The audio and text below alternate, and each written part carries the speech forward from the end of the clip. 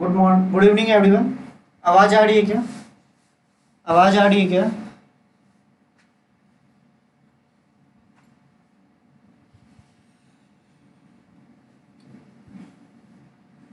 Good evening everyone. तो आवाज़ आ रही है क्या? एक बार कमेंट करके बताइएगा आवाज़ आ रही है क्या। फिर हम लोग आज का लेक्चर स्टार्ट करते हैं। पिछले लेक्चर में अगर आप लोगों को डाउट है तो पूछ लीजिए।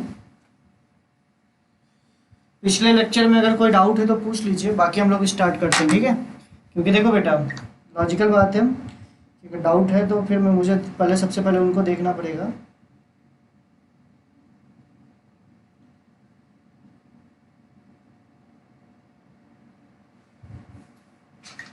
डाउट है क्या कोई? ओके, कोई डाउट है तो पूछ लीजिए। बेटा आप लोगों से एक विनम्र निवेदन है, आप लोग भी ये बात जानते हो कि जैसे अभी बंगाल की खाड़ी में तूफान उठा है। अगर करंट अफेयर नहीं फॉलो करते हो तो इतना तो एटलीस्ट पता होना चाहिए क्या होने वाला है। अगले 2 से 3 दिन में हर जगह बारिश होने वाली है, आप भी जानते हो। आप इंडिया में रहते हो, कोई आप अमेरिका में नहीं रहते हो, आपको भी पता है कि कहीं भी आप रहो इंडिया के कोने में, अगर बारिश होती है तो लाइट कटती है। थोड़ा सा आंधी चल गई तो लाइट कटती है, ठीक है? थोड़ा सा आंधी चल गई तो लाइट कट जाती है। तो इस बात को लेके इशू बनाना कि सर क्लास टाइम पे नहीं हो पाती है, हर दिन तो टाइम पे ही हो रही थी। अरे यार तुम्हें भी पता है कि कई बार क्या होता है कि लाइट इशू के कारण क्लासेस नहीं हो पाती है। कोरोना का टाइम है, का देवराज सर घर से क्लास ले रहे हैं, सौम्या मैम घर से क्लास ले रही है, मैं कार्तिक सर कोचिंग से क्लास ले रहे हैं। तो हो सकता है कि उनके यहाँ लाइट हो, यहाँ पे लाइट ना हो। उस चीज़ को लेके आप लोग इशू बना देते हो कि सर मतलब कि क्लास क्यों नहीं लिए। मैंने जब बोल रखा था कि भाई मतलब हो जाने दो, मैं कर लूंगा। समझ रहे हो मेरी बात को?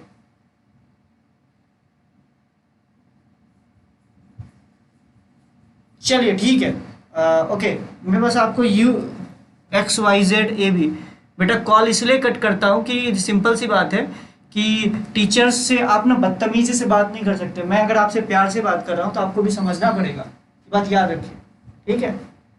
तो बदतमीजी से बात मत किया कीजिए। कोई भी स्टूडेंट अगर बात किया कीजिए तो प्यार से रखा कीजिए इस बात को कि सर क्लासेस का टाइमिंग के कारण थोड़ा सा,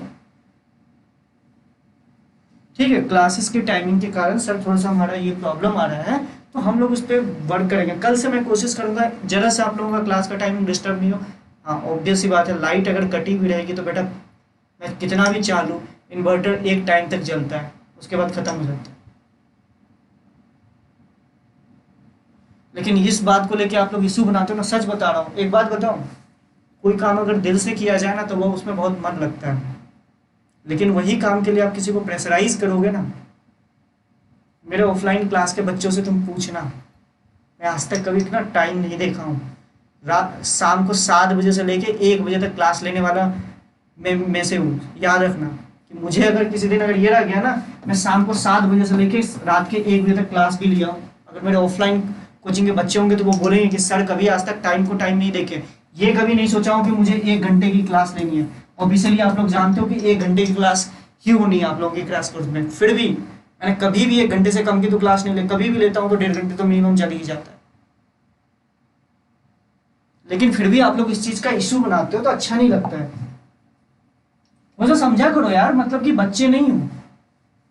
चलिए ठीक है, आज स्टार्ट करते हैं। कुछ मैं समझ रहा हूँ कि बहुत सारे मैक्सिमम बच्चे इस चीज़ का इशू नहीं बनाते, लेकिन कुछ बच्चे हैं जिनको लगता है कि मतलब कि आपने अगर पे किया तो इसका मतलब सर को खरीद लिया। मेरे अकॉर्डिंग नहीं हो रहा है, फिर गड़िया साले ने क्यों क्लास नहीं लिया, ठीक है? तो इस बात को थोड़ा सा सोचिए। मैं समझ रहा हूँ कुछ बच्चे हैं ऐसे कर रहे हैं, लेकिन कोई बात नहीं, उससे कोई फर्क नहीं पड़ता। देखिए जो बच्चे, जिसको भी इशू आए, कभी मैं आपको ये बोलूँगा जब किसी को भी कोई इशू आए मुझसे कॉल कीजिएगा। मेरा नंबर लिख लो, सब लिख लो नंबर। मेरा नंबर लिखो सबसे पहले, मेरा नंबर लिखो सबसे पहले 9936237763। This is my personal number, तुमको उसमें दिखता भी होगा, ठीक है? तो ये मेरा पर्सनल नंबर है। किसी को कोई दिक्कत आए तो व्हाट्सएप पे मैसेज कर दीजिएगा। अगर मैं बिजी नहीं रहूँगा तो ऑब्वियस ही बात है रिप्लाई करूँगा, ठीक है? और कोई अगर दिक्कत आए तो हम फ़ोन भी कर सकते हो। ऑब्वियस ही बात है, रात के 1-2 बजे कॉल मत कर देना, उस समय इंसान सोता भी है। चलिए नंबर नोट कर लिए। चलिए आज आगे का टॉपिक करते हैं। कल हम लोगों ने वेव इक्वेशन पे बहुत हद तक बात कर ली थी। याद कीजिए कल मैंने बात बोला था वेव इक्वेशन में वेव वेलोसिटी जो होता है, वेव वेलोसिटी बताता है एनर्जी किस स्पीड से जा रही है। ठीक है, वेव वेलोसिटी का मतलब होता है एनर्जी किस स्पीड से ट्रांसफर हो रही है, दैट इज वेव वेलोसिटी, जो कि आया था coefficient of T upon coefficient of x का मॉड। और वेव की डायरेक्शन इक्वेशन से कैसे देखते हैं देख लीजिए, एक्स और वाई का जो साइन है प्लस और माइनस किस तरीके से, वो कल ऑलरेडी हम लोगों ने बात कर रखा था। आज हम लोग बात करेंगे रिलेशनशिप बिटवीन। अब जैसे अभी फिर से कोई बच्चा कॉल कर रहा है, अगर मैं कॉल अभी नहीं उठाऊंगा तो बोलेगा तुमने साले ने कॉल क्यों नहीं उठाया, फिर मतलब समझ रहे हो, मतलब ऐसा तो नहीं बोलेगा, ऑब्वियस बात है यही सोचेगा साले फोन कैसे नहीं उठाया, साला तुमको पैसा दिए हैं तुम कॉल कैसे नहीं उठा सकते, तुम तो उठाना पड़ेगा, तुम तो मेरे नौकर हो।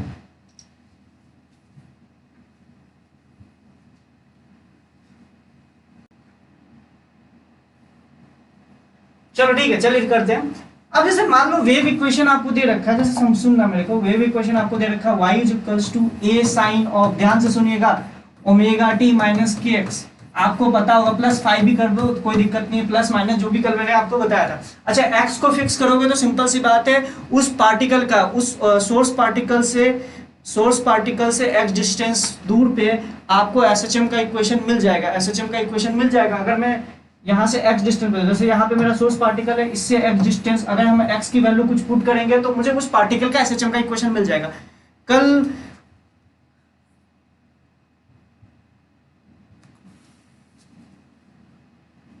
ठीक है, x नॉट डिस्टेंस पे आपको पार्टिकल का SHM का इक्वेशन मिल जाएगा।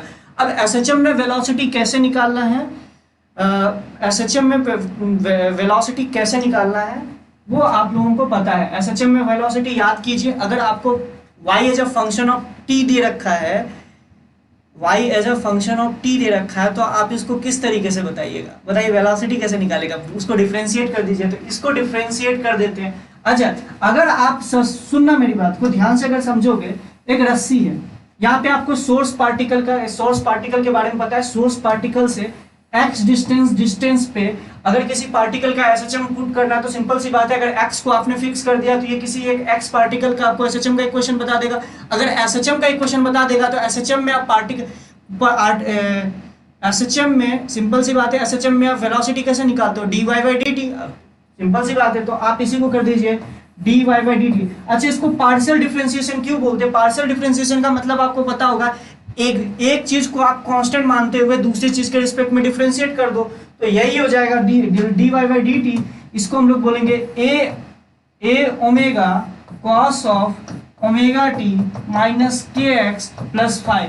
This is the particle velocity of a particle velocity, this is a particle velocity which is situated at a distance x from the source particle. मतलब जहां से आपने wave की इक्वेशन लिखी है, सोर्स पार्टिकल से x डिस्टेंस पे जो सिचुएटेड पार्टिकल होगा उसकी वेलोसिटी के बारे में बता रहा है। इसको याद होगा, v ऑफ पार्टिकल को आप ऐसे भी लिख सकते हो, ध्यान से देखिए, तो उसको आप ऐसे लिख सकते थे, omega under root of a square minus x square. याद कीजिए, SHM में ये ऑलरेडी हम लोगों ने पढ़ा है, ठीक है, यही चीज लिखा हुआ है। पार्शियल डिफरेंशिएशन का क्या मतलब होता है ये ऑलरेडी, ठीक है। चलिए, मेरा प्रीवियस लेक्चर थोड़ा सा बच गया है, पहले वो कंप्लीट कर लूं या कंटिन्यू कर सकते हो, बेटा कंटिन्यू कर लीजिए, ठीक है। मैं बेटा एक बच्चे को मॉडरेटर बना दे रहा हूं, एक मिनट, मैं बार बार तो, चलिए ठीक है, ओके। आपको पार्टिकल वेलोसिटी के बारे में पता चल गया। अब अगर ध्यान से देखो, पार्टिकल वेलोसिटी असल में क्या होता है, वेव इक्वेशन को पार्शियल डिफरेंशिएट कर दो। अगर वेव इक्वेशन आपको दिया हुआ है, वेव इक्वेशन को partial differentiation with respect to t, अगर वेव इक्वेशन का पार्शियल डिफरेंशिएशन कर दो विथ रिस्पेक्ट टू टी तो आपको वेव वेलोसिटी बता देता है। अच्छा, अब अगर आपसे मैं एक बात पूछता हूं, वेव इक्वेशन को अगर हम पार्शियल डिफरेंशिएट कर दें, डिफ्रेंशिएट कर दें with respect to x, with respect to x, तो मुझे क्या मिलेगा? मेरा ये क्वेश्चन टी तो समझ में आया, टी तो मुझे समझ में आया कि अगर आप टी के रिस्पेक्ट में पार्शियली डिफ्रेंशिएट कर दोगे तो आपको मिल जाएगा वेव इक्वेशन। मतलब ऑब्वियस ही बात है, वेव इक्वेशन को अगर पार्शियली डिफरेंशिएट कर दो टी के रिस्पेक्ट में तो वीपी मिल जाएगा, पार्टिकल की वेलोसिटी। लेकिन सर आपने वेव के 4 लेक्चर तो लिया है। अरे ये रिवीजन हो रहा है, चलो ठीक। ये आप बताइए कि वेव इक्वेशन का partial differentiation with respect to x क्या होगा, ये सोच के बताइए मुझे। बताइए वेव इक्वेशन का अगर पार्शियल डिफरेंशिएशन एक्स के रिस्पेक्ट में करे तो वो क्या बताएगा? बस आपसे सिंपल सा क्वेश्चन है, जल्दी से बताओ। हाँ बेटा, हेलो मिस्टर क्रिकेट, हेलो दोस्तों, मतलब अब ये काउंट मतलब कि कमेंट्री करेंगे, हेलो दोस्तों ये देखिए धोनी ने मारा सिक्सर, ये वो पढ़ाई करने आई हो ना। बताओ वेव इक्वेशन का अगर हम इक्वेशन का पार्शियल डिफरेंशिएशन कर दे विद रिस्पेक्ट टू एक्स तो क्या बताएगा? अरे गधे हो गया, पार्शियल टाइम के रिस्पेक्ट में डिफरेंशिएट करोगे तो चलो तो वेलोसिटी आ जाए, पार्शियल डिफरेंशिएशन एक्स के रिस्पेक्ट में कर दोगे तो क्या आएगा बताओ ना। करण बोल रहा है स्लो, चलिए ठीक है। यशवंत वेलोसिटी, बेटा थोड़ा सा तो दिमाग लगाओ। स्लोप ऑफ वेव, अच्छा स्लोप ऑफ वेव का मतलब क्या होता है? स्लोप ऑफ रोप सर, चलिए अच्छी बात है, गुड। अच्छा स्लो, ओके चलिए। अगर तुम्हें मान लो, सुनना मेरी बात को, यहाँ पे 2 बातें आती है, सोच के थोड़ा सा सोच के बताना। अगर आपको वेव इक्वेशन दिया हुआ है उसको पार्शियली डिफरेंशिएट करते तो पार्टिकल की वेलोसिटी आती है, ऑब्वियस सी बात है। लेकिन हम उसको पार्शियल डिफरेंशिएशन करें एक्स के रिस्पेक्ट में तो वो क्या होता है? अगर मान लो कि किसी, पहले तो ये समझ लो किसी वेव का अगर आपको ग्राफ दे रखा है तो वेव का ग्राफ आप बना ही नहीं सकते, वाईटी ग्राफ तो आप वेव का बना ही नहीं सकते। पहली बात ध्यान से रखिएगा, अगर किसी वेव का वाईटी ग्राफ बन ही नहीं सकता। लॉजिकली सोचना, वाई में कौन मूव कर रहा है? वाई में पार्टिकल मूव कर रहा है, ऐसे ऐसे करके ऑक्सीलेट कर रहा है। अगर तुम वाईटी ग्राफ बनाओगे तो किसी एक वेव के किसी एक पर्टिकुलर पार्टिकल का वाईटी ग्राफ बना सकते हो। वाईटी ग्राफ में क्या होता है? Y as a function of time, y as a function of time अगर तुम फिक्स करोगे, अगर y as a function of time तुम बनाना चाहते हो तो x को फिक्स करना पड़ेगा। अगर x को फिक्स करोगे तो वो उस x डिस्टेंस पे सिचुएटेड पार्टिकल का SHM का इक्वेशन बताएगा। तो ये बात याद रखिएगा, वेव का तो yt ग्राफ बन नहीं सकता।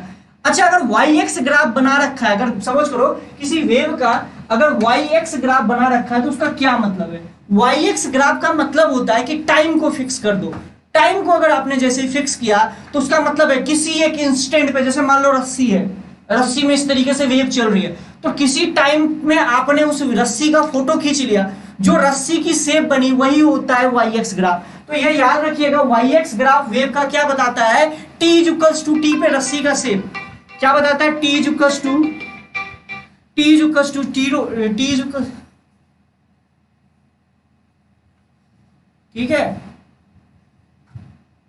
ठीक है बेटा, देख लेंगे, टेलर्स थ्योरम की कोई जरूरत पड़ती नहीं है। तो ये बात याद रखिएगा, t इक्वल्स टू टी पे आपका रस्सी का शेप बताता है y वर्सेस x ग्राफ। तो समझ लो कि एक वेव का इस तरीके से अगर आपको yx ग्राफ दे रखा है तो इसका मतलब है कि किसी time t equals to t पे ये रस्सी का शेप होगा, यानी आपने फोटो खींच लिया। अब इस yx ग्राफ का कुछ स्लोप होगा, इस स्लोप को हम लोग बोल सकते हैं d, delta y by del x। मतलब इस रस्सी इस ग्राफ का स्लोप के बारे में बताएगा। अगर आप ऑब्वियस ही बात है x को फिक्स कर दोगे तो ऑब्वियस ही बात है उस पर्टिकुलर पॉइंट पे आपका इस ग्राफ का स्लोप क्या होगा उसके बारे में आपको पता चल जाएगा। समझ रहे हो मेरी बात को? इस तरीके से आप समझ सकते हो। अच्छा ये बात आपको समझ में आई, yx ग्राफ दिया हो वेव का तो वो क्या मतलब होता है, yt ग्राफ दिया हो तो क्या मतलब होता है, फील आना चाहिए, ठीक है। अच्छा क्या हम yx ग्राफ अगर मुझे पता है तो क्या हम ये बात बता सकते हैं कि वेव इक्वेशन क्या रहेगा? जैसे एग्जांपल के लिए मैं पूछ रहा हूं, अगर आपको ये बोल दे कि भैया y equals to a sin kx plus phi दे रखा है, तो आप ये बताइए कि वेव इक्वेशन क्या होगा? कोई मुझे बता सकता है वेव इक्वेशन कैसे करके फाइंड आउट कर सकते हैं? इस केस में वेव इक्वेशन आप कैसे फाइंड करेंगे? मान लो सपोज करें क्वेश्चन ही आ गया कि लो तुम्हारे पास ना वाई एक्स ग्राफ दे रखा था, पहले वाई एक्स ग्राफ भी तुम ऐसे भी बता सकते हो, ये आपका एम्पलीट्यूड हो गया, इस तरीके से आप निकाल सकते हो। ऑब्वियस सी बात है हमेशा ऐसा नहीं दे रहेगा, अगर वो फाइव प्लस फाइव दे रखा है तो कुछ ना कुछ तो आपका ये ऊपर जाएगा, समझ रहे हो, क्योंकि एक्स इज इक्वल टू 0 पे कुछ ऊपर जाएगा, तो मैं इसको थोड़ा सा सुधार लेता हूँ। वाई एक्स ग्राफ अगर 5 दे रखा है तो ये कुछ ऐसे जाएगा, समझ रहे हो ना, थोड़ा थोड़ा तो ट्रिग्नोमेट्री हमें भी आता है बेटा।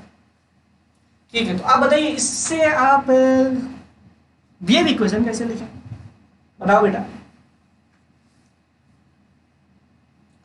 तो एक बात मैं बस आपको, ट्रांसफॉर्मेशन ऑफ ग्राफ आपने मैथ में पढ़ा होगा एक चीज, बस आपसे एक चीज पूछना चाहता हूं। मान लो, बस ऐसा सिंपल सा क्वेश्चन, मैथ की क्वेश्चन है आपके लिए। मान लो ये पैराबोला का एक पैराबोला है,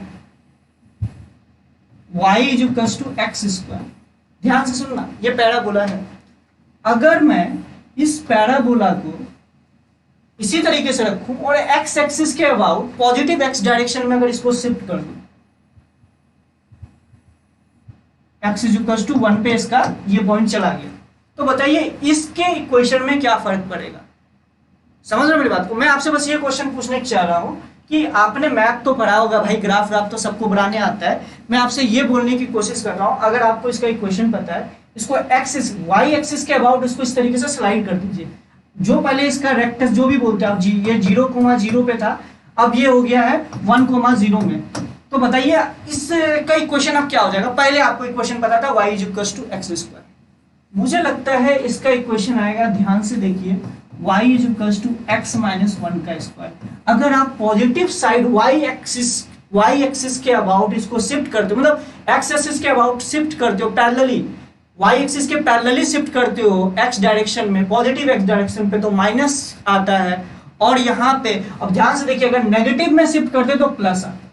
मतलब आप अगर इसको x0 इधर नेगेटिव की तरफ शिफ्ट करते तो ये आता y is equal to x plus x0 का स्क्वायर। अगर इस तरफ x0 शिफ्ट करते, ध्यान से देखिए, इस वाले ग्राफ से बता रहा हूं, अगर आप इधर x0 शिफ्ट करते तो ग्राफ हो जाता y is equal to x plus x0 का स्क्वायर, और इधर शिफ्ट करते पॉजिटिव x में तो y is equal to x minus x0 का square.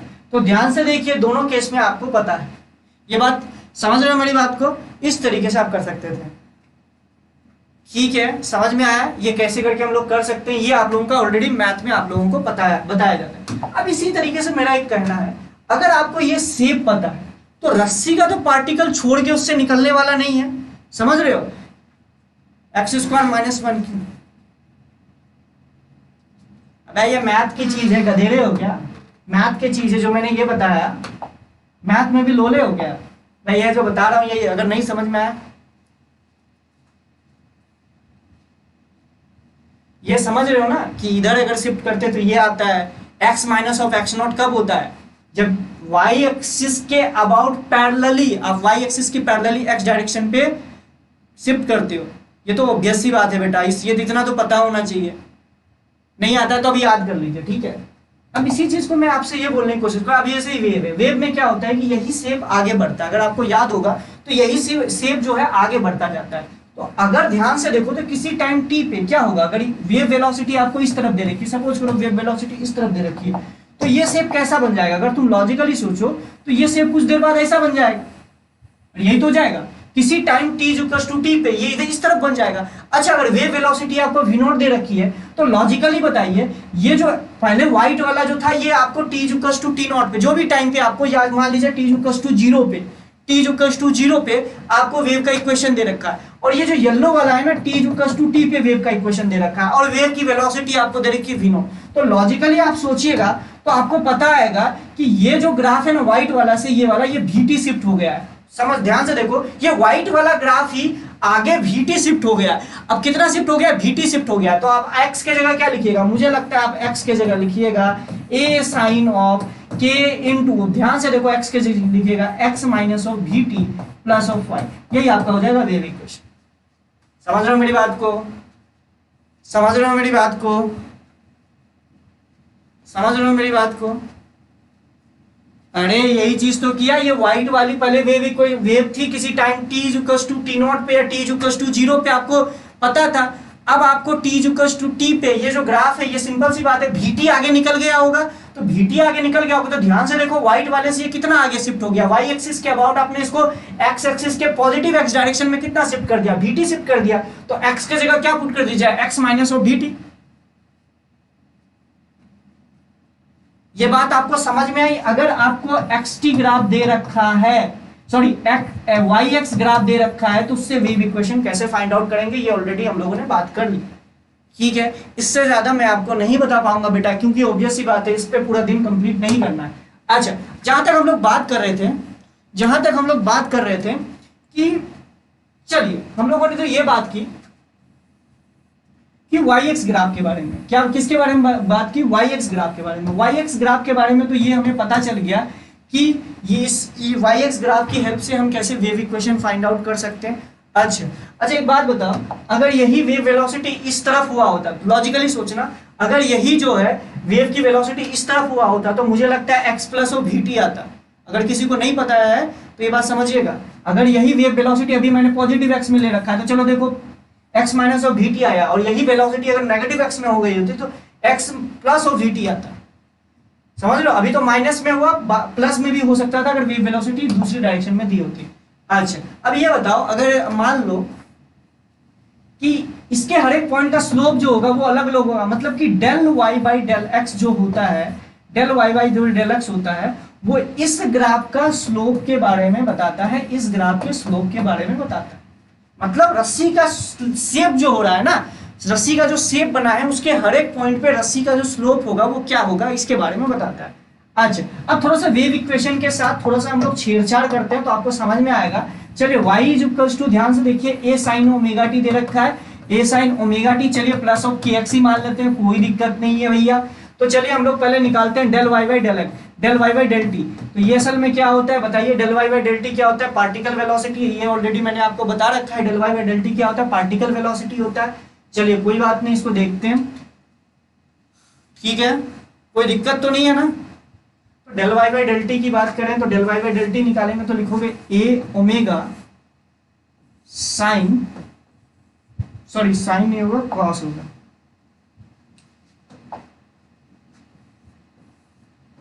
Cos omega t plus k x, यही होगा, ध्यान से देखो यही होगा ए ओमेगा। अच्छा, अगर हम लोग बात करें del Y by del x की, तो ये कितना हो जाएगा, ध्यान से देखिए, तो ये हो जाएगा, ध्यान से देखिए, तो ये हो जाएगा आपका del Y by del x की बात करें, del Y by del x की बात, del Y by del x की बात करें तो कितना आएगा, ये आ जाएगा ए के उसके बाद क्या लिखोगे, cos of omega t plus k X plus, यही आएगा। अब दोनों को डिवाइड कर दीजिए, अब दोनों को डिवाइड कर दीजिए तो आपको आंसर पता चल जाएगा, अब दोनों को डिवाइड कर दीजिए तो आपको आंसर पता चल जाएगा। अब दोनों को डिवाइड कर दीजिए, अब दोनों को डिवाइड कर दीजिए तो आपको आंसर पता चल जाएगा, ठीक है। अब दोनों को डिवाइड कर दीजिए। सर आप टेलर्स थ्योरम बताना भूल गए। बेटा टेलर्स थ्योरम का मुझे ही समझ में नहीं आता, आज तक मुझे तो कभी यूज नहीं आया, जितना कराया गया ना उससे सब कुछ आ जाएगा, क्यों फालतू का आप उसी चीज को ले रहे हो, ठीक है। चलिए इन दोनों को डिवाइड कर दीजिए तो आपको समझ में आ जाएगा, ठीक है। चलिए हुआ आपका, तो इन दोनों को डिवाइड करेंगे तो del Y by del X upon, या del Y by del T upon del Y by del x की जो वैल्यू आएगी वो आ जाएगी ओमेगा वाई के। ध्यान से देखिएगा, ये आ जाएगी ओमेगा वाई के। ये आपको समझ में आया? तो यहाँ से आप अगर इसको ध्यान से देखोगे तो ये लिखा हुआ है v of particle is equals to minus of v of wave, ध्यान से देखिएगा, v ऑफ वेव इनटू, ध्यान से देखिए, minus of v of wave क्यों लिखा, ध्यान से सुनना, ये ओमेगा बाई के जो है ना, असल में अगर तुम लॉजिकली सोचो तो ओमेगा बाई के वेव वेलोसिटी होता है, लेकिन वेव वेलोसिटी नेगेटिव डायरेक्शन में, इसलिए मैंने नेगेटिव लगाया है। बात याद रखिएगा, वेव वेलोसिटी, ठीक है बेटा, देख लेंगे, ठीक है, चलो ठीक है, मैं देख लूंगा एक बार क्वेश्चन, ओमेगा बाई के जो होता है वो वेव वेलोसिटी होता है। वेव वेलोसिटी मैंने नेगेटिव एक्स डायरेक्शन में लिखा है तो सिंपल सी बात है माइनस ऑफ वेव वेलोसिटी आ जाएगा, और ये क्या हो जाएगा del Y by del x, और ये क्या हो जाएगा del Y by del x. तो ये हम लोग ध्यान से देखें तो आपको समझ में आएगा, ये आपका इक्वेशन आ जाएगा। तो मतलब पार्टिकल का velocity is equal to minus of wave velocity into slope of that point. समझ रहे हो? ठीक है, समझ रहे हो मेरी बात को? तो यहां से आप लिख सकते हो ये वाला रिलेशन, मतलब पार्टिकल वेलोसिटी और वेव वेलोसिटी के बीच में ये रिलेशन होता है। जैसे एग्जांपल के लिए मैं आपसे क्वेश्चन पूछूं, जैसे ये क्वेश्चन आपसे पूछ दूं कि आपका एक t equals to t not पे, सुनो मेरी बात को, t equals to t not पे आपको क्या दे रखा है, आपको दे रखा है कि स्क्रीनशॉट दे रखा है रस्सी का, मतलब कि रस्सी का शेप दे रखा है। ये क्या दे रखा है, वाई एक्स ग्राफ दे रखा है। तो ध्यान से देखिए, ये वाई एक्स ग्राफ दे रखा है, t equals to t not पे रस्सी का शेप दे रखा है। अब आपसे पूछ क्या रहा है, अब आपसे ये बात पूछी जा रही है कि भैया ये बात बताओ, भैया ये बात बताओ कि एक पार्टिकल जो था रस्सी का वो ये ए है, और एक पार्टिकल जो है रस्सी का ये बी है, और तीसरा पार्टिकल रस्सी का ये है। तो ये तीनों पार्टिकल असल में कि डायरेक्ट इस इंस्टेंट के जस्ट बाद, इस इंस्टेंट के जस्ट बाद इसकी वेलोसिटी किस ओर होगी? सिंपल सी बात है, ए बी सी ये पार्टिकल्स हैं। ए बी सी कौन सा पार्टिकल? अगर तुम ध्यान से देखो, ये वाला पार्टिकल है जो अभी यहाँ पे है, ये बी वाला पार्टिकल है जो अभी यहाँ पे है, और सी वाला पार्टिकल जो पहले यहाँ था अभी यहाँ पे। तो इसका आपको डायरेक्शन बताता है, डायरेक्शन ऑफ मोशन बताना। ऑब्वियस सी बात है, ए बी और सी जो है वो वाई एक्सिस के अबाउट ऑक्सीलेट कर रहा है। तो सिंपल सी बात है, ए की वेलोसिटी या तो प्लस वाई में होगी या तो नेगेटिव वाई में होगी। इसी तरीके से बी का जो डायरेक्शन ऑफ मोशन या डायरेक्शन ऑफ वेलोसिटी जो होगा या तो वो प्लस वाई में होगा या तो माइनस ऑफ वाई में होगा। इसी तरीके से सी का जो वेलोसिटी होगा या तो प्लस वाई में होगा या तो माइनस वाई में होगा। समझ रहे हैं मेरी बात को? तो ये चीज मैं आपको बताने की कोशिश कर रहा हूं, तो एक बार इसको ट्राई करके बताइए किस तरीके से निकालेंगे। सोचिए, वाई एक्स ग्राफ आपको दे रखा है। अच्छा, वेव वेलोसिटी आपका क्या है? वेव वेलोसिटी आपको पॉजिटिव एक्स डायरेक्शन में दे रखा है, पॉजिटिव एक्स डायरेक्शन में दे रखा है। चलो, पॉजिटिव एक्स डायरेक्शन में आपको वेव वेलोसिटी दे रखा है। चलिए बताइए।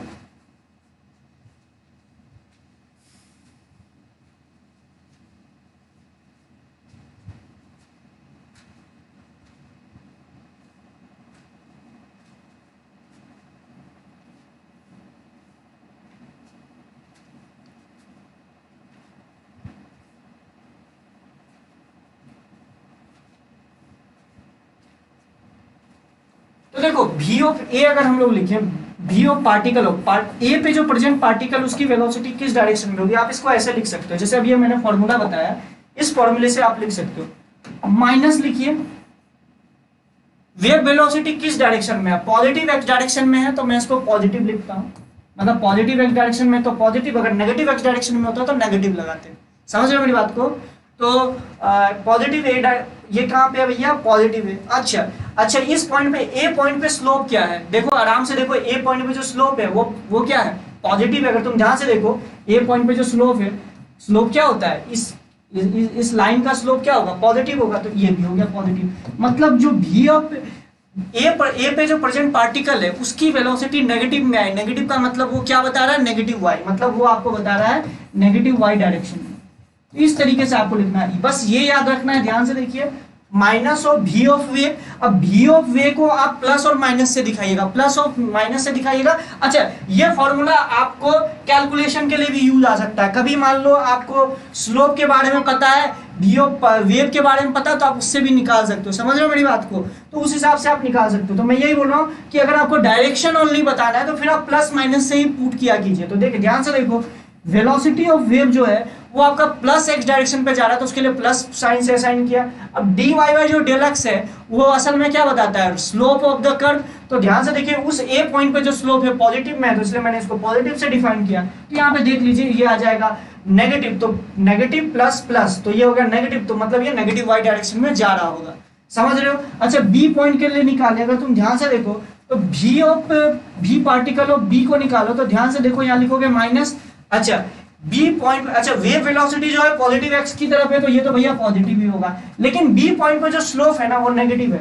वो क्या है? आपका नेगेटिव है। तो ध्यान से देखिए, ये आ गया पॉजिटिव। अगर ये पॉजिटिव आ गया तो बी वाला जो पार्टिकल है वो पॉजिटिव, मतलब वो आपका पॉजिटिव वाई डायरेक्शन में जाएगा, मतलब बी वाला पार्टिकल ऊपर की ओर जा रहा होगा। मतलब मैं ये बोलने की कोशिश कर रहा हूँ, बी वाला पार्टिकल ऊपर की ओर जा रहा होगा और ए वाला पार्टिकल नीचे की ओर जा रहा है। इसी तरीके से आप सी वाला पार्टिकल को निकालिएगा तो ये भी आपका ऊपर की ओर ही जा रहा होगा। निकाल के देख लीजिए। सी नेगेटिव कैसे हो जाएगा बेटा? सी भी तो पॉजिटिव ही होगा ना। देखो ना, सी पॉइंट पे जो स्लोप होगा वो नेगेटिव होगा, तो नेगेटिव सी के लिए लिखोगे तो नेगेटिव, और वेव वेलोसिटी तो पॉजिटिव ही रहेगी और स्लोप नेगेटिव। तो ध्यान से देखो, पॉजिटिव आ गया ना, तो पॉजिटिव वाई में जाएगी ना। अच्छा, इसका शॉर्ट ट्रिक बताता हूं जो मेरे टीचर ने बोला था, ध्यान से सुनिएगा। इसका शॉर्ट ट्रिक ये याद रखिएगा, अगर इसको ये फॉर्मूला आप यूज नहीं करना चाहते हो तो एक बात याद रखिएगा, सी नेगेटिव कैसे हो जाएगा? मुझे तो ये बात समझ में नहीं आई। बस सी पॉइंट पर स्लोप देखोगे ना, सी पॉइंट पर स्लोप क्या है? नेगेटिव है ना। नेगेटिव लिखोगे तो नेगेटिव नेगेटिव पॉजिटिव हो गया ना।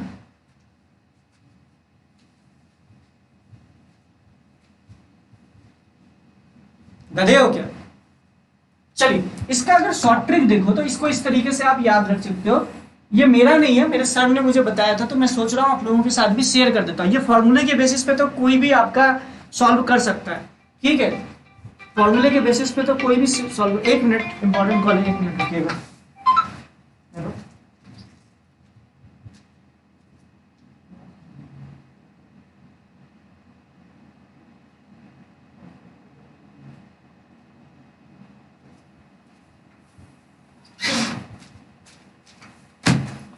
अगर तुम इसको ध्यान से देखो, वेव में क्या होता है, वेव में क्या होता है, अगर तुम ध्यान से देखो वेव में क्या होता है, आगे वाला पीछे वाला, अगर वेव इस तरफ चल रही है, मतलब अगर वेव इस तरफ चल रही है तो इसका मतलब होता है एनर्जी इस डायरेक्शन पे जाएगी, तो मतलब है एनर्जी पीछे से आ रही है। एनर्जी पीछे से ही आ रही होगी ना, मतलब वेव ऐसे जा रही है तो इसका मतलब एनर्जी पीछे से आ रही होगी। इसका मतलब है, ध्यान से सुनना, पीछे वाला पार्टिकल आगे वाले पार्टिकल को एनर्जी देगा। अगर वो एनर्जी देगा तो सिंपल सी बात है कि अगर पीछे वाले पार्टिकल ने आगे वाले पार्टिकल को एनर्जी दिया है तो पीछे वाले पार्टिकल का जो पोजीशन पहले रहा होगा, आगे वाला पार्टिकल वो एनर्जी पाके पीछे वाले पार्टिकल का पोजीशन फाइंड आउट कर पे जाने की कोशिश करेगा। ये बात आपको समझ में आया? जो मैंने आपको पहले लेक्चर में एक्सप्लेनेशन दिया था उस हिसाब से ये बात समझ सकते हो कि वेव अगर इस डायरेक्शन पे मूव कर रही है तो, और वेव में एनर्जी एक दूसरे मतलब क्या होता है, मीडियम पार्टिकल से, एक पार्टिकल से दूसरे, दूसरे से तीसरे के बीच में एनर्जी का ट्रांसमिशन होता है। इसका मतलब जो पीछे वाला पार्टिकल आगे वाले पार्टिकल को एनर्जी देगा, तो जब पीछे वाला पार्टिकल जिस पोजिशन पे था तो आगे वाला पार्टिकल को वो जब एनर्जी देगा तो वो भी उसी पोजिशन में पहुंचने की कोशिश करेगा। लॉजिकल बात है, हाँ या ना बोल दीजिए एक बार कि ये बात सही मैं बोल रहा हूं कि नहीं बोल रहा हूं। लॉजिकल बात है, जिस तरीके से मैंने कल आप लोगों को एक्सप्लेन किया था उस हिसाब से अगर देखा जाए तो ए मैंने यहां बोला था, अगर आपको याद होगा ए यहां पे था। अगर ए यहां पे था तो एक बात कीजिए, ये इसके ये वाई एक्स ग्राफ दे रखा है, तो ध्यान से देखिए वाई एक्स ग्राफ दे रखा है। तो एक बात बताइए, इसका पीछे वाला पार्टिकल, ये जो ए पॉइंट है, इसके पीछे वाला पार्टिकल नीचे है, इसके पीछे वाला पार्टिकल नीचे है। इसका मतलब ये अपने जस्ट पीछे वाले पार्टिकल से अगर एनर्जी लेगा तो ये नीचे जाने की कोशिश ही करेगा ना। मतलब इसके ए के जस्ट पीछे वाले पार्टिकल का पोजीशन देख लो, वो अगर नीचे है तो ए जो है नीचे आने की कोशिश करेगा।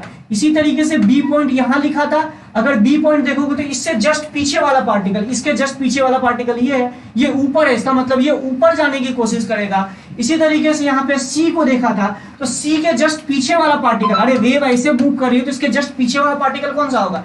बी के लिए ये होगा, ए के लिए ये होगा और सी के लिए ये होगा। अगर सी के लिए ये है तो सिंपल सी बात है, ये ऊपर जाने की कोशिश करेगा। ये बात आपको समझ में आया? बताइए, ये ज्यादा आसान है कि पीछे वाला ज्यादा आसान है? इसका मैंने आपको विद प्रूफ बताया क्यों ऐसा होता है। अरे एक बार हाँ या ना बोल दो यार, इतनी अच्छी बात बताई, इतना सच बता रहा हूं, बहुत कम जगह आपको मिलेगा। समझ रहे हो मेरी बात को? इसका रीजन, प्रॉपर रीजन आपको बताया हूं, इसका प्रॉपर रीजन ऐसा क्यों होता है ये आपको समझ में आना चाहिए कि इस तरीके से बोल सकता हूं। मतलब अगर आपको वाई एक्स ग्राफ दे रखा है उसके बेसिस में मैं एक बात बोल सकता हूं, ध्यान से सुनिएगा। वाई एक्स ग्राफ का अगर तुम ध्यान से देखो, इस तरीके से अगर मैं बनाऊं और वेव वेलोसिटी इस तरफ, तो लॉजिकली सोच के बताना मुझे, या ये जो मैं बना रहा हूं क्या वो सही है? मतलब वाई एक्स ग्राफ आपको ऐसे दे रखा, तो क्या मैं सही बना रहा हूं? तुम खुद से सोच के बताना कि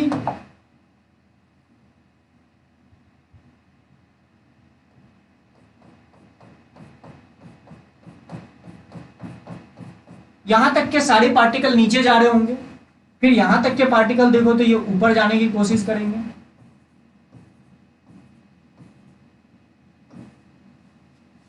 फिर ये नीचे आने की कोशिश करेंगे, फिर ये ऊपर जाने की कोशिश करेंगे।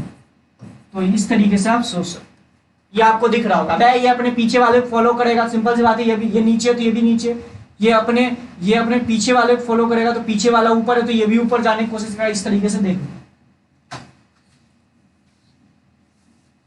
ये बात समझ में आया? यहां से लेके यहां तक का पार्टिकल नीचे आ रहा होगा और यहां से लेके यहां तक का पार्टिकल ऊपर जा रहा होगा। इसी तरीके से यहां से लेके यहां तक का पार्टिकल नीचे, और ऐसे करके फिर ग्राफ कंटिन्यूअसली बनाते जाओ। इट्स अपॉन यू, ये ड्रॉ जरूर कर लेना, ये जरूर ड्रॉ कर लेना जो मैंने आपको बताया है।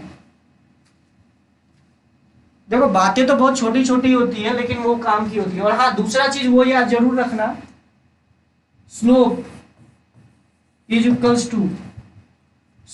Equals to minus of Vp upon V of wave, ये याद रखिएगा। अब बोलेगा ये साला कहां से आ गया? ये वही आया जो मैंने अभी थोड़ी देर पहले आपको बताया।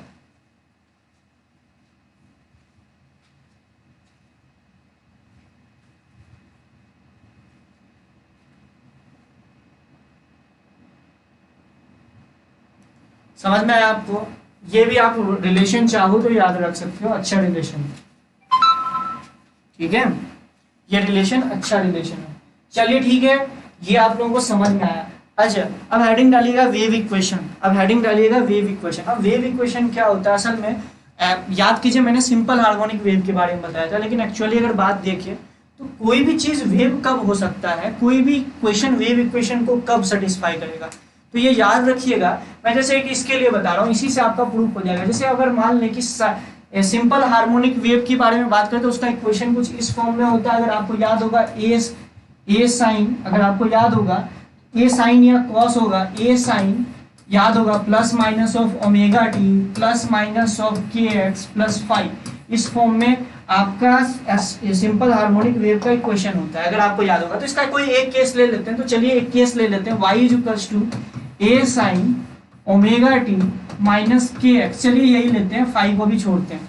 तो इसको मैं एक बार डिफ्रेंशिएट कर देता हूँ, del Y by del x. तो इसकी वैल्यू आ जाएगी, ध्यान से देखिए, ये हो जाएगा ए माइनस ए के, माइनस के साथ आएगा a k cos of omega T minus के एक्स। फिर इसको दूसरी बार डिफ्रेंशिएट करता हूँ, partial differentiation with respect to x. तो ये हो गया partial differentiation with respect to x. तो ये कितना हो जाएगा, माइनस के साथ ही आएगा। देखो यहाँ से कॉस का फिर डिफ्रेंशिएट करोगे तो माइनस ऑफ साइन आएगा, और ये हो जाएगा माइनस ऑफ ए के स्क्वायर। ध्यान से देखिए, साइन ऑफ ओमेगा टी और माइनस के एक्स, यही आएगा। अगर तुम इसको लॉजिकली सोचो तो यही आएगा। ठीक है, कोई गड़बड़ किया होगा तो बता देना। इसी तरीके से del Y by del T निकालो, del Y by del T निकालोगे तो ये आ जाएगा A omega cos of omega T minus के एक्स। फिर इसको डबल डिफ्रेंशिएशन करो विथ रिस्पेक्ट टू टी, तो this is double differentiation A omega square cos of omega T minus के एक्स। ध्यान से देखिए, ये आपका आ गया। तो दोनों को डिवाइड कर दीजिए। अगर दोनों को, ये पहला वाला इक्वेशन था, अगर तुम ध्यान से देखो आ गया, तो ये आपका पहला वाला इक्वेशन था। अगर तुम ध्यान से देखो तो पॉजिटिव कैसे हो जाएगा बेटा, नेगेटिव ही तो होगा। यहाँ नेगेटिव होगा, उस वाले में भी नेगेटिव होगा। अरे कॉस का डिफरेंशिएशन करोगे गधेरा तो माइनस ऑफ साइन आएगा ना, तो माइनस माइनस इसको प्लस कर देगा, और फिर इसको डिफरेंशिएट करोगे एक्स के रिस्पेक्ट तो माइनस ऑफ के आएगा। तो सही तो लिखा। और इसको डिफरेंशिएट करोगे तो देखो ना, ये आया, ठीक है, ओमेगा के बाहर आ गया। इसको फिर डिफरेंशिएट करोगे तो अच्छा हाँ साइन आएगा, यहाँ साइन आएगा, सॉरी यहाँ साइन आएगा, यहाँ साइन आएगा, ठीक है। तो यहाँ साइन आ जाएगा और विथ माइनस साइन, यहाँ पे एक माइनस आ जाएगा, समझ में, यहाँ पे एक माइनस आएगा, ठीक है। साइन आ गया विथ माइनस साइन आएगा। ये बात आपको समझ में आ रही है? माइनस ही आएगा कि प्लस आ जाएगा? एक मिनट,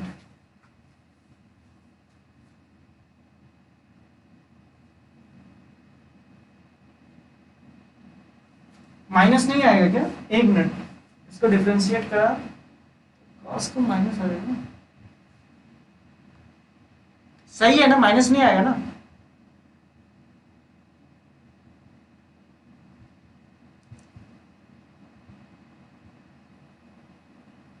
माइनस आएगा, चलिए।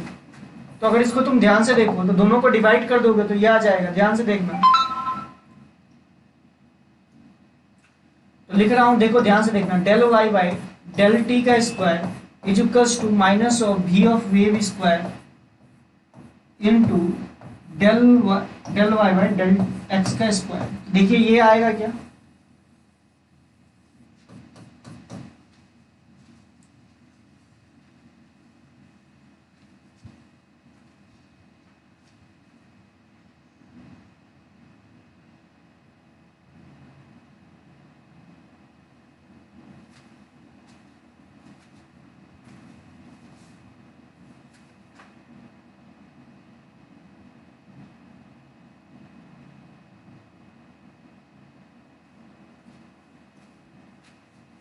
ठीक है, ये आपको समझ में आया? एक बार बताइएगा, ये आपको समझ में आया?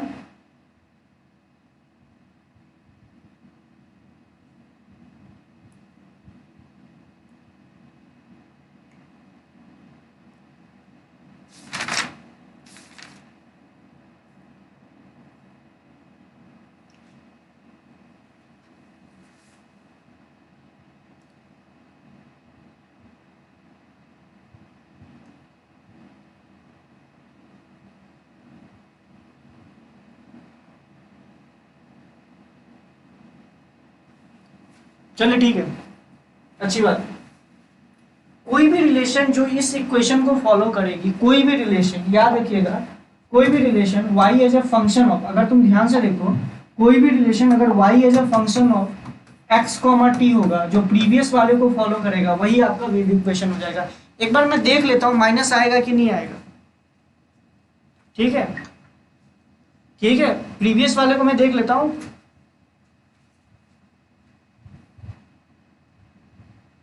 कोई माइनस माइनस का तो चक्कर नहीं है, एक बार देख लेता हूँ मैं।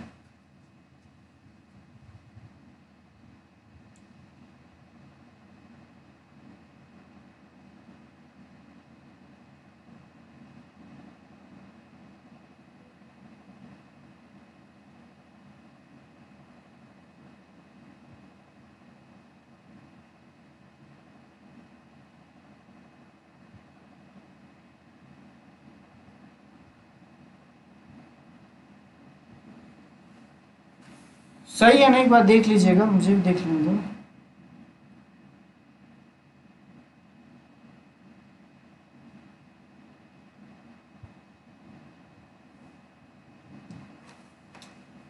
यहाँ पे प्लस आता है बेटा, एक मिनट में देख लूँ यहाँ पे प्लस क्यों आ रहा है, मुझे एक बात समझ नहीं आ रही है। यहाँ पे प्लस दिया हुआ है, यहाँ प्लस आएगा कैसे? मैंने गड़बड़ी कहाँ कर दी है? यहाँ प्लस आ रहा है, कैसे प्लस आ रहा है ये बात मुझे समझ नहीं आ रही है। ये साइन ओमेगा टी माइनस की एक्स, तो इसको डिफ्रेंशिएट किया तो साइन आ गया कॉस में, ठीक है, और फिर इसको डिफ्रेंशिएट किया तो ये हो गया प्लस, एक मिनट, साइन का हो गया कॉस, ठीक है, प्लस माइनस, ठीक है। ये में थोड़ा सा मुझे सस्पिशियस लग रहा है, यहाँ पे कई कई जगह प्लस दिया हुआ है, कई जगह माइनस दिया हुआ है। सर प्लस ही आएगा, तो कई जगह मुझे यहाँ पे प्लस दिख रहा है, मेरा माइनस आ रहा है। थोड़ा चलो इसको देख लूंगा मैं अभी, चलो फालतू का इस पर टाइम बर्बाद नहीं करते। तो कोई भी differential form of wave equation, ये आप लोग देख के आइएगा, differential form of wave equation y differential form of wave equation इस तरीके से होता है, v ऑफ वेव का square into del Y by del x का स्क्वायर। तो ये differential form of wave equation होता है। ये आप लोग देखिएगा कि यहाँ प्लस आता है कि माइनस आता है, मैं इस पर थोड़ा सा कंफ्यूज हो रहा हूँ अभी, क्योंकि इक्वेशन के हिसाब से तो लास्ट में गलती,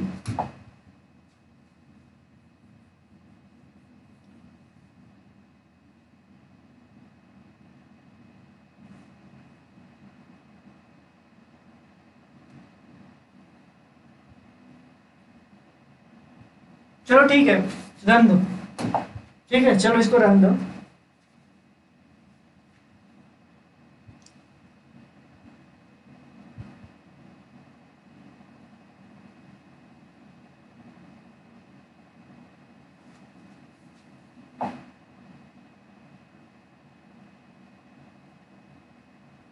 चलो रहने दो बेटा, इसको मैं देख लूंगा, कल मैं बता दूंगा। ठीक है, कल मैं इसको अच्छे से देखता हूँ तो आपको समझा दूंगा। चलो इस पे टाइम बर्बाद नहीं करते हैं, इससे ज़्यादा टाइम बर्बाद करने की जरूरत नहीं। अब नेक्स्ट हेडिंग डालिएगा वेव वेलोसिटी। अब हेडिंग डालिएगा वेव वेलोसिटी।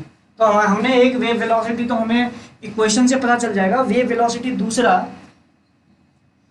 देख लेंगे, मैं इसको देख लूंगा प्लीज। अभी वेव वेलोसिटी अगर आपको याद होगा, अगर किसी रस्सी में वेव चल रही है, अगर ध्यान से सुनिएगा, सिंपल हार्मोनिक वेव चल रही है, अगर इस रस्सी का मास पर यूनिट लेंथ म्यू दे रखा है और इस रस्सी का टेंशन टी दे रखा है, तो जो वेव वेलोसिटी होगा इस रस्सी में, जो वेव वेलोसिटी होता है, असल में याद रखिएगा वो मीडियम की प्रॉपर्टी होती है, वो मीडियम पे डिपेंड करता है। तो वेव वेलोसिटी अगर किसी रस्सी की बात की जाए तो वी ऑफ वेव की वैल्यू हो जाएगी, वो हो जाएगी √T/μ, where T is a tension in the rope और where mu is the mass per unit of the law। ठीक है, अब ध्यान से देखिएगा, इसको हम लोग कर सकते हैं ω/k के बराबर। तो मतलब कई क्वेश्चंस तो आपके ऐसे ही सॉल्व हो जाएंगे कि ω/k को आप √T/μ के बराबर कर दीजिए, तो इससे बहुत सारे क्वेश्चंस आपके सॉल्व हो जाएंगे। अच्छा, ये आता कैसे है, ये आता कैसे, थोड़ा सा मैं आपको बता दूं कि इसका डेरिवेशन मैं आपको करवा नहीं रहा हूं, क्योंकि देखो डेरिवेशन कराऊंगा तो ऑब्वियस सी बात है टाइम लगेगा। अब देखिए, जो बहुत फेमस क्वेश्चन है, हर जगह आप देखेंगे, वो मैं आपको बता, जैसे मैकेनिक्स इन्वॉल्व कर देगा एग्जाम्पल के लिए। ध्यान से देखो, एग्जाम्पल के लिए क्या इन्वॉल्व करा देगा, मैकेनिक्स इन्वॉल्व करा देगा। जैसे देखो, मैंने एक रस्सी लिया या इसको आपने पुली से कनेक्ट करा दिया गया, ये पुली जो है एक दूसरे पुली से कनेक्टेड है, और इस वाले पुली में ध्यान से देखिए 2 मासेस दे रखा है। अब इस वाले में एक वेव प्रोड्यूस कराया गया है, तो बताइए इसकी वेव वेलोसिटी क्या होगी। तो ये इस तरह के क्वेश्चंस आप कर लीजिएगा। कुल मिला के आपको मैकेनिक्स इन्वॉल्व करा के इसका टेंशन क्या होगा ये फाइंड आउट करना है। अगर इसका टेंशन क्या होगा ये आपको पता चल गया, तो क्या आप इसका wave velocity v of wave आप निकाल सकते हो क्या, √T/μ। अच्छा, म्यू क्या है आपका, म्यू जो है इसका, इस रस्सी का मास पर यूनिट लेंथ होना चाहिए और इस रस्सी का टी होना चाहिए, इसका √, आप ले लीजिए तो आपको समझ में आ जाएगा। अच्छा, लेकिन एक बात ध्यान दीजिएगा, ये जो वेव वेलोसिटी आती है ना, ये जो वेव वेलोसिटी आती है इस रस्सी में, ये विद रिस्पेक्ट टू रोप होती है। जैसे एग्जांपल के लिए मैं बोलूं, अगर मैं बोलूं ये रस्सी एक मूविंग प्लेटफॉर्म पे चल रहा है, जैसे एग्जांपल के लिए मैं बोलूं कि ये आपका एक मूविंग प्लेटफॉर्म V0 पे जा रहा है और यहाँ पे एक ना आपने वेव प्रोड्यूस की, तो अब एक ये बताइए कि जो ग्राउंड फ्रेम में जो बच्चा होगा उसको वेव वेलोसिटी कितना दिखाई देगा। ऑब्वियस सी बात है, ये आपको देखना पड़ेगा। ये जो वेव वेलोसिटी है, ये जो वेव वेलोसिटी आएगी, जो कि आएगी √T/μ, ये किस वाले फ्रेम से है, रस्सी के फ्रेम से। जब आप ग्राउंड फ्रेम में आओगे तो सिंपल सी बात है, इसमें क्या आपको क्या करना पड़ेगा, सिंपल सी बात, इतनी वेलोसिटी आपको घटानी पड़ेगी। समझ रहे हो मेरी बात को, इतनी वेलोसिटी आपको क्या करनी पड़ेगी, देख लो, आपको घटानी पड़ेगी। अगर तुम ध्यान से देखो, रस्सी के रिस्पेक्ट में ये आपका वी ऑफ वेव, अच्छा सॉरी, इतनी वेलोसिटी आप ध्यान से देखिए, रस्सी के ऊपर ये इतनी वेव से चल रहा है और रस्सी आपका V0 स्पीड से चल रहा है। तो एक बात बताइए, इसकी वेव वेलोसिटी आपको ग्राउंड फ्रेम में कितनी दिखेगी, सॉरी ये आपको दिखेगी V of wave plus of V0। इस आपको एक्चुअली में आपको ये पता होना चाहिए, ये जो फॉर्मूला होता है √T/μ, ये आपका होता है विथ रिस्पेक्ट टू रोप। याद रखिएगा, this is the wave velocity with respect to rope.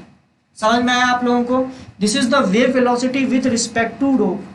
समझ रहे हो मेरी बात को। अच्छा, एक छोटे से क्वेश्चन की बात करूं, अगर तुम एक रस्सी को देखो, एक रस्सी को लटका दो, एग्जाम्पल के लिए मैं बोल रहा हूं, जैसे इस रस्सी का मास, अच्छा एक मैं आपसे एक सिंपल सा क्वेश्चन पूछ रहा हूं, इस रस्सी का मास सपोज करो 1 kg और इसका मास 1 kg और इसकी लेंथ 1 मीटर, तो बताइए क्या आप इस रस्सी में टेंशन को कांस्टेंट मानेंगे कि वेरिएबल मानेंगे। बस मेरा यही आपसे क्वेश्चन है कि क्या आप इस रस्सी में टेंशन कांस्टेंट मानेंगे कि वेरिएबल मानेंगे, पहले तो ये बताइए। इस रस्सी में टेंशन को कांस्टेंट मानेंगे थ्रू आउट द रॉप या वेरिएबल मानेंगे, पहले ये बताइए। अब वही दूसरा सिचुएशन आपको दे रखा है,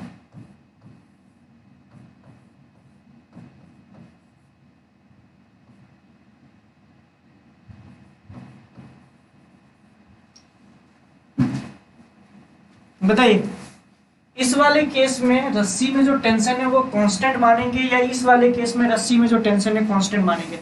किस वाले केस में आपका टेंशन जो होगा वो कांस्टेंट होगा रस्सी में, ये बताइए बस।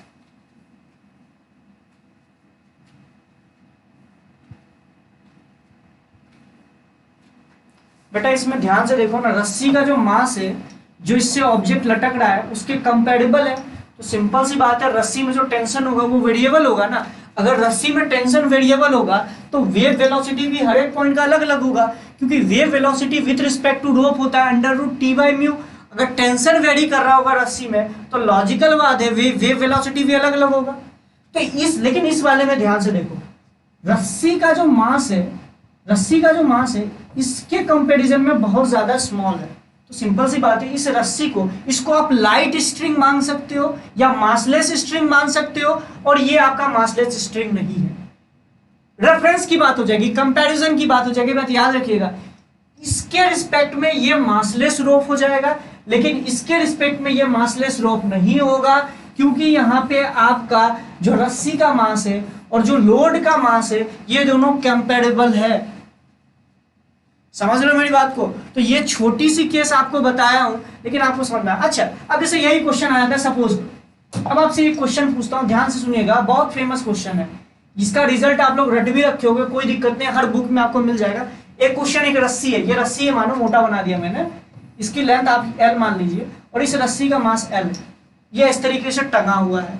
तो आपको बताना है अगर आप नीचे से एक पल्स जनरेट करूं या आप नीचे से एक वेव जनरेट करूं, अगर आप नीचे से एक वेव जनरेट करो तो इसका wave velocity as a function of x क्या होगा?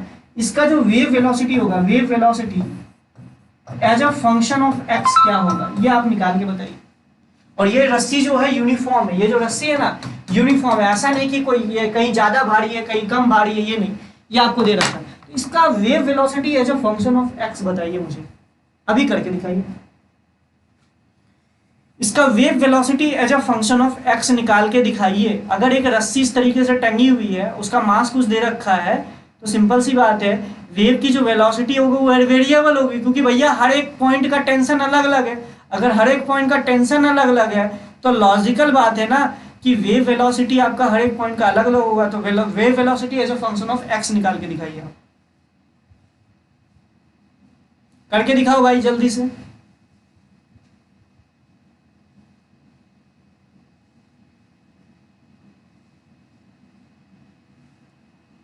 इतना टाइम नहीं लगना चाहिए बेटा, बहुत आसान क्वेश्चन पूछ दिया।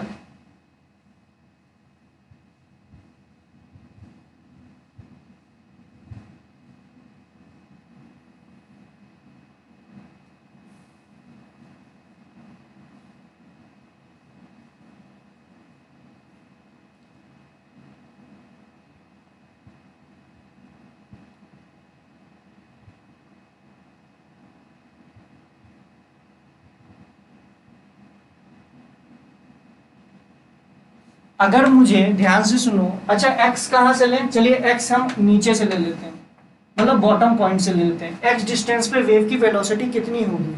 तो ध्यान से देखो, अगर हम x डिस्टेंस पे जाएं तो ध्यान से देखो x डिस्टेंस का यहाँ पे टेंशन कितना लग रहा होगा, तो ध्यान से देखो ये वाला मास, अच्छा इसका मास कितना हो जाएगा, मुझे लगता है m/l × x। ध्यान से देखो m/l × x, तो मतलब यहाँ का जो टेंशन होगा वो ये होगा।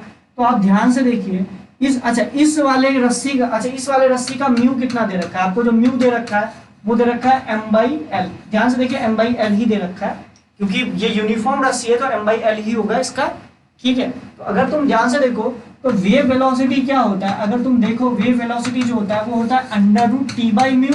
तो टेंशन, अगर आप x डिस्टेंस दूर जाते हो तो इसको आप एनालम से ध्यान से देखो, इस पॉइंट का टेंशन क्या लिख सकते हो, इस पॉइंट का जो टेंशन लिखोगे वो लिखोगे इतना मास ये हैंग कर रहा है तो वो हो जाएगा m/l × x × g। ध्यान से देखिए ये आ जाएगा अपॉन म्यू की वैल्यू आपको पता है, तो वेव वेलोसिटी ध्यान से देखिए, वेव वेलोसिटी जो आ जाएगा वो हो जाएगा √m/l × x × g upon m/l, तो दिस इज √xg। ध्यान से देखिए, this is under root of X G, यानी wave velocity as a function of X आपका अंडर रूट एक्स जी हो जाएगा। लेकिन एक बात आपको ध्यान रखने पड़ेगा, एक्स जो है आपने बॉटम पॉइंट से ले रखा है और ये जो रस्सी है यूनिफॉर्म मास की, समझ रहे हो मेरी बात को, ये रस्सी यूनिफॉर्म मास की। अच्छा मैंने सोचा अगर, अच्छा एक बात बताओ, velocity as a function of X आ गया, मतलब वेलोसिटी वेरिएबल है। अगर तुम ध्यान से देखो, वेलोसिटी जो है, अगर वेव की जो वेलोसिटी की बात की जाए, अगर तुम इसको लॉजिकली सोचो तो वेव की जो वेलोसिटी की बात की जाए, जो वेव की जो हमारी वेलोसिटी है, वेलोसिटी ऑफ वेव जो है वो वेलोसिटी ऑफ वेव जो है, velocity of wave is a function of x. अगर आप एक्स चेंज करोगे तो वेलोसिटी चेंज हो जाएगा, इसका मतलब जो वेव है वो एक्सेलरेटेड मोशन होगा। मतलब एनर्जी जो वेव वेलोसिटी का मतलब क्या होता है, एनर्जी ट्रांसफर होने की रेट, मतलब एनर्जी ट्रांसफर हो रही होगी वो एक्सेलरेटेड हो रही होगी, मतलब एनर्जी जो मूव कर रही होगी वो एक्सेलरेटेड मोशन में हो रही होगी। तो क्या हम एक्सेलरेशन निकाल सकते हैं? अगर आपको velocity as a function of X दे रखा है तो आप क्या वहां से एक्सेलरेशन निकाल सकते हो? आराम से निकाल सकते हैं। कैसे निकाल सकते हैं? एक्सेलरेशन होता है velocity v dv by dx। ध्यान से देखिए, इसको लिख सकते हैं v dv by dx। तो एक्सेलरेशन को लिखोगे, अच्छा v की वैल्यू कितनी दे रखी है? Under root of gx।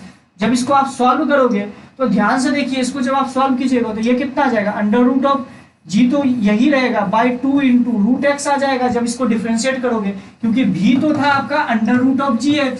तो यहां से मुझे एक बात पता चल गई कि g/2 is the acceleration of a wave, मतलब g/2 एक्सीलरेशन से वेव ऊपर की ओर मूव करेगा। ध्यान से देखिए, मतलब अगर आप किसी रस्सी में नीचे की ओर एक पल्स जनरेट करो तो ये ऊपर की ओर g/2 एक्सीलरेशन से मूव करेगा। This is a very good concept, ये याद रखिएगा अगर इस रस्सी का मास ये है तो। अच्छा एक बात बताइए, अगर ये वेव g/2 एक्सेलरेशन से ऊपर की ओर मूव कर रहा है तो बताइए यहां से लेके इस ऊपर के पॉइंट तक जाने में इसको कितना टाइम लगेगा? बस ये क्वेश्चन है। तो देखो मैंने धीरे धीरे क्वेश्चन का स्टैंडर्ड बढ़ाया है बेटा, ऐसा नहीं है कि मतलब कि आपको कुछ भी कराया दिया जा रहा है, अच्छे अच्छे क्वेश्चंस भी कराए दिए जा रहे हैं। तो ये बताओ, इस वेव को अगर मैं ये वही वाला क्वेश्चन है, मास m है, लेंथ l है, इस वेव अगर नीचे में हमने एक वेव जनरेट किया है तो इस वेव को यहाँ से यहाँ तक, मतलब अगर बोला था पल्स, पल्स मतलब समझते हो वेव का जो एक वाला पार्ट होता है, इस पल्स को यहाँ से यहाँ तक जाने में कितना टाइम लगेगा? सोचो थोड़ा सा।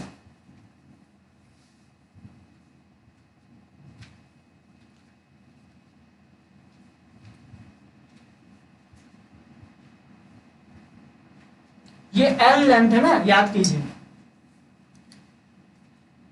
मुझे तो ये पता है कि ये जो वेव है ना एक्सेलरेटेड मोशन में होगा और इसका एक्सेलरेशन कांस्टेंट है g/2 ऊपर की ओर। कई सोचेंगे कि साला नीचे तो जी ग्रेविटेशन भी तो लग रहा है। अबे पागल उगल मत हो जाना, वेव ऊपर की ओर जा रहा है तो वेव का एनर्जी का कोई मास नहीं होता है, तो उस पर कोई जी एक्सेलरेशन नीचे मत लगा देना, नहीं तो थप्पड़ खाओगे।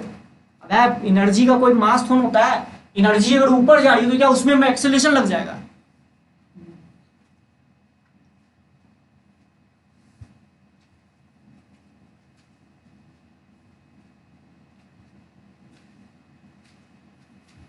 तो ध्यान से देखो, अगर मैं इस पॉइंट पे वेव वेलोसिटी की बात करूं, इस पॉइंट पे जो वेव वेलोसिटी होगी बॉटम पॉइंट पे वो जीरो होगी, क्योंकि इस बॉटम पॉइंट पे अगर तुम टेंशन की बात करोगे तो वो तो जीरो ही आएगा ना। तो ध्यान से देखिए, ये तो वही वाला काइनेमेटिक्स का क्वेश्चन हो गया, ये तो वो वाला काइनेमेटिक्स का क्वेश्चन हो गया।